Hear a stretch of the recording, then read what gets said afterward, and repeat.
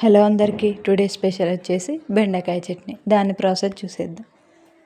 ముందుగా stove on చేసి బాండీ పెట్టుకొని పచ్చిమిర్చి ఆయిల్ వేసేసుకొని బ్రౌన్ కలర్ వచ్చేంత వరకు వేయించుకోవాలి. అలాగే మనం ముందుగా కట్ చేసి పెట్టుకున్న బెండకాయలను వేయించేసుకుందాం. కొంచెం పసుపు చింతపండుని వేసేసుకుందాం. బెండకాయలను బ్రౌన్ కలర్ వచ్చేంత వరకు వేయించుకోవాలి.